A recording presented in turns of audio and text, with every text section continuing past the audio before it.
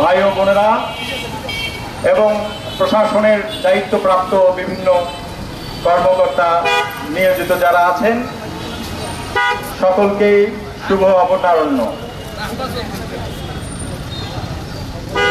ভাইরা, আজকে আমরা দেখছি 24-এর ছাত্র জনতার অভ্যুত্থানের পরবর্তী সময়ে যারা গলাবাজি করছে তাদেরকে আমরা 24-এর ছাত্র জনতার অভ্যুত্থানে দেখি নাই। তাদেরকে দেখেছিলাম ভারতের শিলংয়ের একটি রেস্ট হাউসে সাদা ধুতি পরা অবস্থায়, ঠিক না?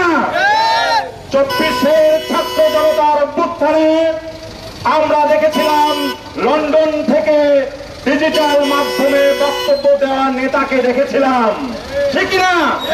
কিন্তু আমরা যখন 24-এর ছাত্র জনতার অভ্যুত্থানে ঢাকা বিশ্ববিদ্যালয়ে আমরা যখন গর্জে উঠেছিলাম, আমরা যখন মাইক হাতে স্লোগান দিয়েছিলাম, দিল্লি না ঢাকা, দিল্লি না ঢাকা, স্বৈরাচারের গদিতে আগুন জ্বালানো একসাথে, সেই সময় আপনাদেরকে আমরা দেখি নাই। আপনারা তখন গুপ্ত হিসাবেই ছিলেন, যার ফলে আজকে 5ই আগস্টের পরবর্তী সময়ে আপনারা আমাদেরকে গুপ্ত বলে সম্বোধন করছেন। আপনাদেরকে ধিক্কার জানাই। আমরা যেখানে দাঁড়িয়ে কথা বলছি তার অল্প কিছু দূরে এই রংপুরের মাটিতে পীরগঞ্জের সন্তান আবু সাইদ 2 হাত মেলে বুকটি পেটে দিয়েছিল রাজপথে। রক্তের সেই রাজপথ রঞ্জিত করেছিল শুধু রংপুরকে নয়, সারা বাংলাদেশে রক্তস্নাত হয়ে গেছিল সকল সংগ্রামী রাজপথ।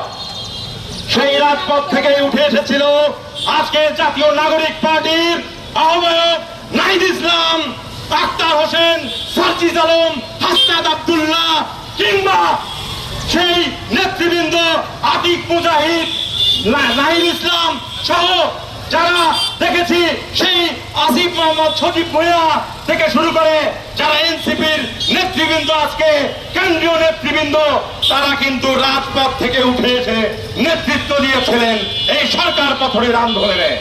তাদের আন্দোলনে একত্রতা পোষণ করে সেই রাজপথে ঢাকা বিশ্ববিদ্যালয়ের সেই শহীদ মিনারের সামনে আমি বক্তব্য দিয়েছিলাম, আমি মাইক হাতে স্লোগান দিয়েছিলাম, দিল্লি না ঢাকা, স্বৈরাচারের গদিতে আগুন জ্বালাও একসাথে।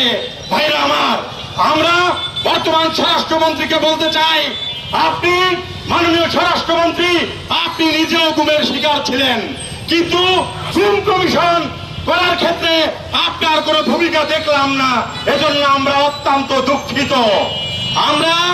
আমরা দেখেছি যেখানে গুমের শিকার হয়েছেন প্রায় 1900 আমাদের সহযাত্রী যারা ছিল বিএনপির, সেই ইলিয়াস হোসেন থেকে শুরু করে যারা বিভিন্ন রকম গুমের এবং হত্যার শিকার হয়েছেন সেই ফ্যাসিস্ট আমলে। আজকে তাদের স্ত্রী আজকে যদিও সংসদে, কিন্তু তাদের যদিও আজকে সরকারে, তবু আমরা লক্ষ্য করছি সেই বিচারের কোন সুরা এখন পর্যন্ত হয়নি। আমরা চাই যে আওয়ামী ফ্যাসিস্ট আমলে সেই সময় যারা খুন এবং গুমের শিকার হয়েছেন, যাতে পরবর্তী সময়ে সেরকম কেউ কিছু হতে না পারে, কেউ যেন এরকম গুম করতে না পারে, তার জন্য এই বাংলার মাটিতে প্রকাশ্যে বিচার করতে হবে।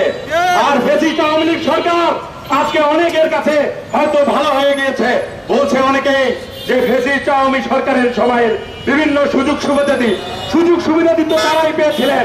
সুতরাং আমরা মনে করি এই ফ্যাসিস্ট আমলের সরকারের